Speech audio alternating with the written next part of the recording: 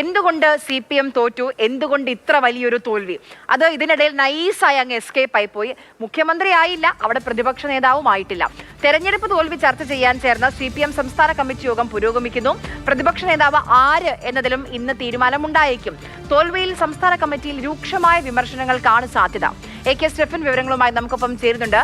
Stephen, നിർഭയത്തോടുകൂടി വിമർശിച്ചോളൂ എന്ന് party സെക്രട്ടറിയും general സെക്രട്ടറിയും പറഞ്ഞിട്ടുണ്ട്. വിമർശനങ്ങൾ ഉയരുന്നുണ്ടോ സംസ്ഥാന സമിതിയിലെങ്കിലും?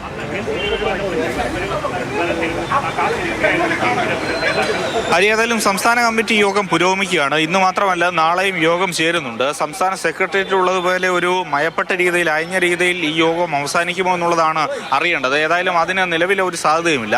സമീപകാലത്ത് സംസ്ഥാന കമ്മിറ്റി യോഗങ്ങളൊക്കെ നോക്കിക്കഴിഞ്ഞാൽ അതിരൂക്ഷമായിട്ടുള്ള വിമർശനങ്ങൾ നേതൃത്വം ഏറ്റുവാങ്ങിയിട്ടുണ്ട്. അതുതന്നെ ഇന്നും ആവർത്തിക്കാനാണ് സാധ്യത. കാരണം ചരിത്രത്തിൽ ഏറ്റവും വലിയൊരു തോൽവിയിലേക്കാണ് CPM എത്തി നിൽക്കുന്നത്. 35 സീറ്റ് എന്ന് പറഞ്ഞു കഴിഞ്ഞാൽ കഴിഞ്ഞൊരു 35 വർഷത്തിൽ ഇങ്ങനെ ഒരു ദയനീയമായ തോൽവിയിലേക്ക് CPM LDF പോയിട്ടില്ല. അങ്ങനെ ഒരു അവസ്ഥയിൽ CPM നിൽക്കുമ്പോൾ കൃത്യമായൊരു മറുപടി പോലും നൽകാൻ കഴിയാത്ത ഒരു അവസ്ഥ നേതൃത്വത്തെ സംബന്ധിച്ചിടത്തോളം ഉണ്ട്. മുഖ്യമന്ത്രി പിണറായി വിജയനായാലും CPMന്റെ സംസ്ഥാന സെക്രട്ടറി MV ഗോവിന്ദനായാലും മാധ്യമങ്ങൾക്ക് മുന്നിൽ വന്ന് ജനങ്ങളോട് എന്താണ് തോൽവിക്ക് കാരണമെന്ന് കൃത്യമായി വിശദീകരിക്കാൻ പോലും കഴിയാത്ത അവസ്ഥയിലാണ് ഇപ്പോൾ കാര്യങ്ങൾ എത്തി നിൽക്കുന്നത്.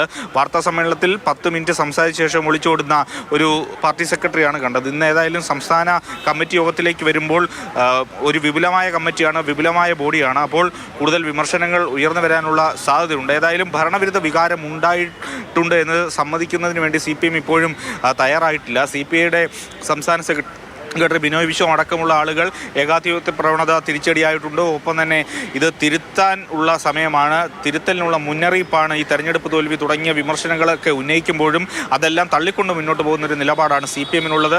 എന്ത് വിമർശനങ്ങൾ ഇന്ന് പാർട്ടിക്കകത്തു നിന്നും ഉയർന്നു വരും, എന്ത് തിരുത്തൽ ഇനി മുന്നോട്ട് വയ്ക്കാനുണ്ട് എന്നാണ് ഇന്നത്തെ സംസ്ഥാന കമ്മിറ്റിയിൽ നിന്നും അറിയേണ്ടത്.